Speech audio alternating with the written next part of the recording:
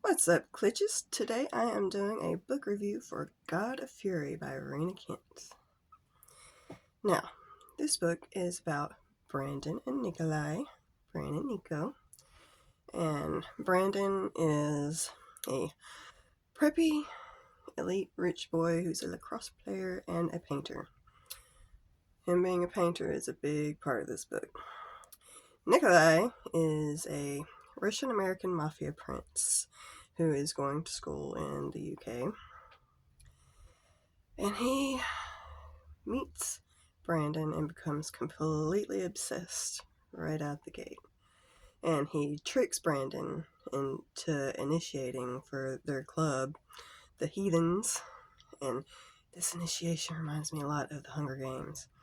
You have to read it and find out what that's all about. Sorry, I'm looking at my notepad so I don't forget anything. Now, there's a lot of push and pull between these two in this book. A lot of Brandon fighting Nico. Nico is completely obsessed and will not give up on pursuing Bran. He wants him and he will have them. So that's what this entire book's about, is their relationship, the push and pull between the two of them.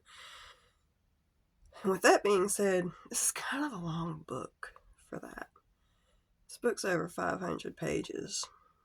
I normally like to read books around 300 pages, but that's whatever. But for a book that's over 500 pages, it was kind of long for it to just be about their relationship and nothing else, really. I mean, there's a lot of stuff that was obviously simultaneously going on from the previous books in the series, which I have not read, so I was kind of confused at times as to what was going on, because they were going off and doing stuff and then just all of a sudden showing back up from doing whatever it was they were doing that had obviously happened in a previous book already. So I was kind of like, huh, what is that about? That just means I need to go back and read the other books in the series, doesn't it? But with that being said, yeah, there's a lot of push and pull. Brandon fighting. And then when Brandon becomes obsessed and possessive over Nico, Nico is finally tired of his shit and he ends up pulling away, so it switches around the other way. That lasts until about 80% into the book before they finally stop fighting, get together, and they're good. Now, with that, let's talk spice. Sex starts at chapter 10, page 100. It took a little long to get to it for my taste. I like a lot of spice in my books. I like it to get there quickly and continue on. There were 7 sex scenes in this book. It's a really long book for there to only be 7 sex scenes, for me and my personal taste. You know. They like rough sex. That's not your thing. You're not gonna want to read this book. That's their thing. It's my thing.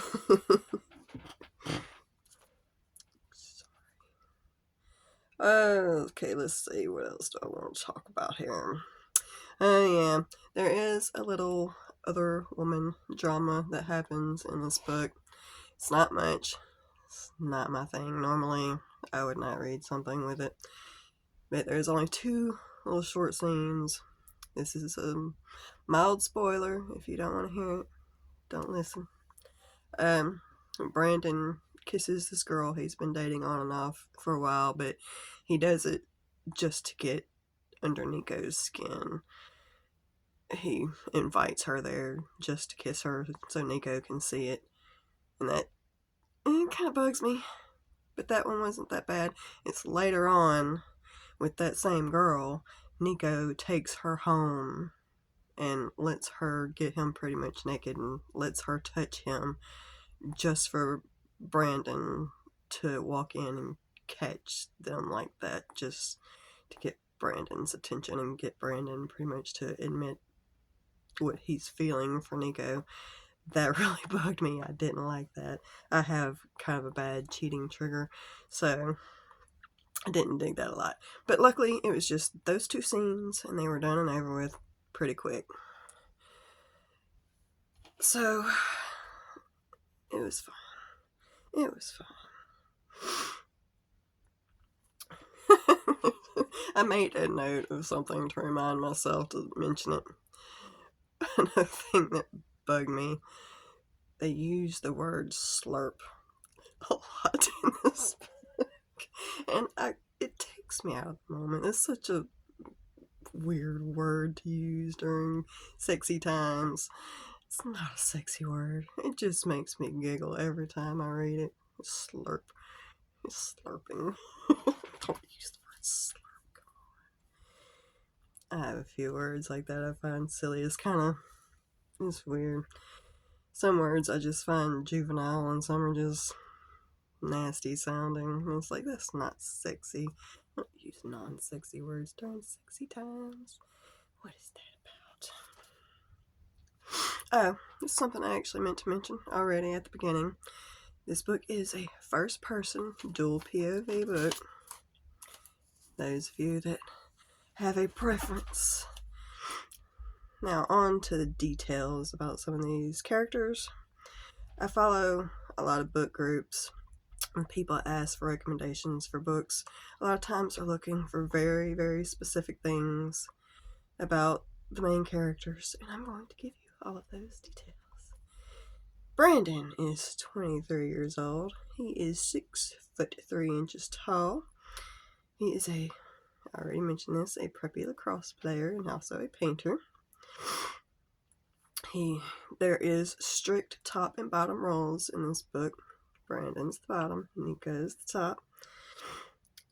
Brandon is demisexual, and this is a gay awakening book for him. And, alright, let's see. Nico is 6'5", so they're around the same height, not much height difference. They're both very masculine guys. Nico is 19. He is bigger than Brandon in muscles. He's really jacked. And he is completely unhinged and crazy, which Brandon is also crazy, just in a completely different way. Nico has a dick piercing, for those of you that enjoy reading about that. He's also covered in tattoos. And he is completely obsessed and possessive, which after a while Brandon is as well.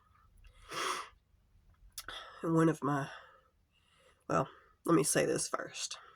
In this book, one of the main characters does self-harm, and there is a suicide attempt in this book.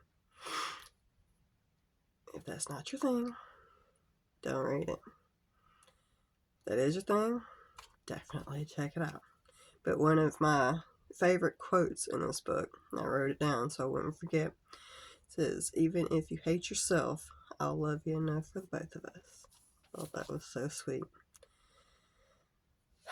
But my overall thoughts on the book, I give The Spice maybe a 3 out of 5.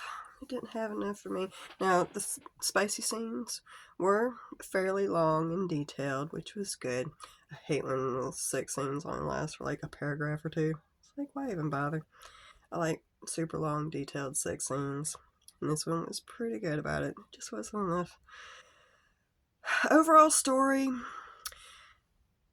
character development, 5 out of 5.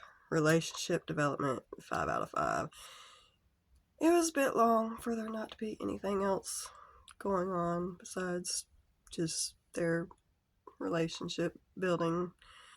There wasn't really any outside plot. Not really, So it was a little long. So my overall rating, I'm going to give it a 3.5 out of 5. Yeah. I do still recommend reading it if these are things you enjoy. By all means, if you like that obsessed possessive type thing, that's my favorite trope. I love dark romance. I dig it. But for this one, 3.5 out of 5. If it was shorter and a little more condensed, I probably would have rated it higher. Now, for any of you that would like to leave recommendations for books you might like to see me read and review, you are welcome to leave those in the comments. I do have pinned at the top of my comments a guideline list for things I do and do not need in my books. So if you would please check that out before leaving your recommendations, I would appreciate it. And if you enjoyed this review, please give me a like and a subscribe. If there is something you think I could improve upon, get tongue-tied, you can also leave that in the comments. Just don't be an asshole about it. I'd appreciate it. Thank you. And with that, I'll see y'all after the next book.